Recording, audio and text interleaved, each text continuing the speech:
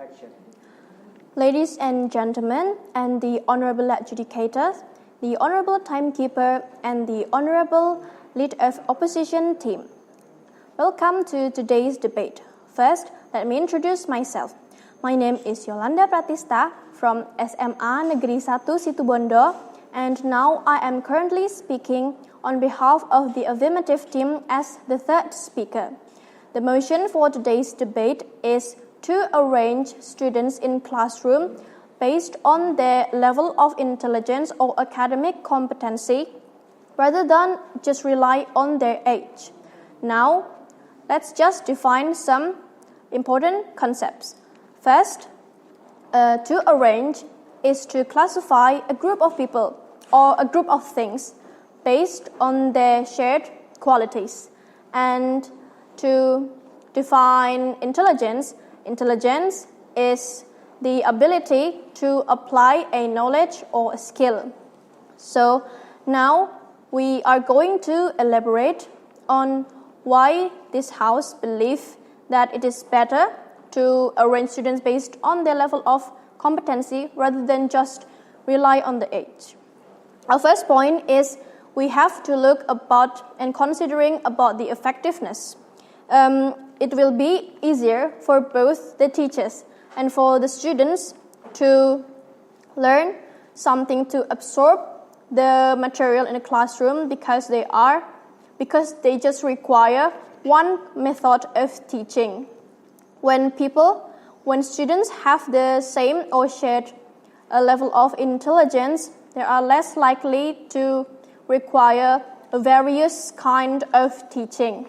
So people with the same kind of intelligence level, they just need one method of teaching, and it will be easier for the teacher because they just have to maximize one teaching method, and to the students because they don't have to wait for another students for the future, for the further task. And in the daily Indonesian school, we usually see that students with better performance tend to wait for the students with lower level of competence in order to go into the further subject, and it can really be ineffective. And our second point is based as what mentioned earlier of the definition of arranging, classifying. We need to look at the shared qualities, and in this term, quality is intelligence and rather than the age, because the same people tend to think that we need to classify students based on their age because they think that people with the same age have equal understanding of each topic.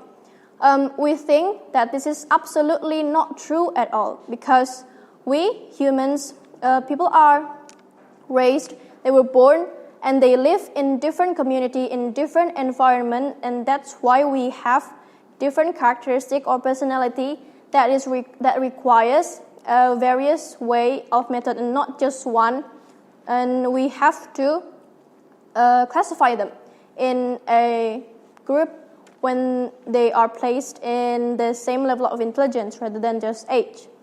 And our third point is when people and most importantly students, when they are placed in the same level environment, it tends to boost their confidence because there is less likely to be a wide gap between the competency of one student to another, and it will boost their confidence. They will not feel discouraged or insecure nor overconfidence. And in addition to that, when people are placed in the same environment that have mutual understanding, they tend to discuss more because they feel connected.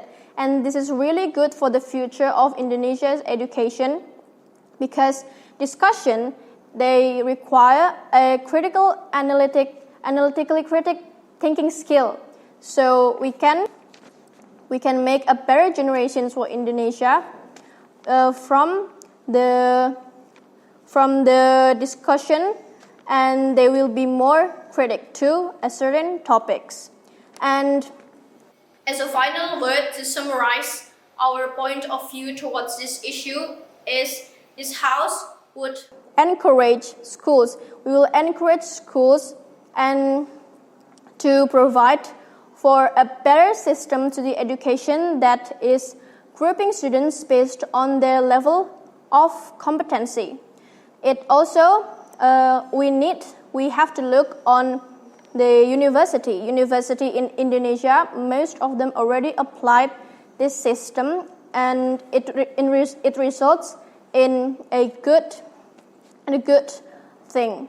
So, but before doing so, we have to consult with people with level of expertise in the field of education, and we need to also look for consulting to the Department of Education in this country to provide the best education system for students in Indonesia. My name is Yolanda from the Affirmative team. Those are my points of view towards this issue, and thank you very much.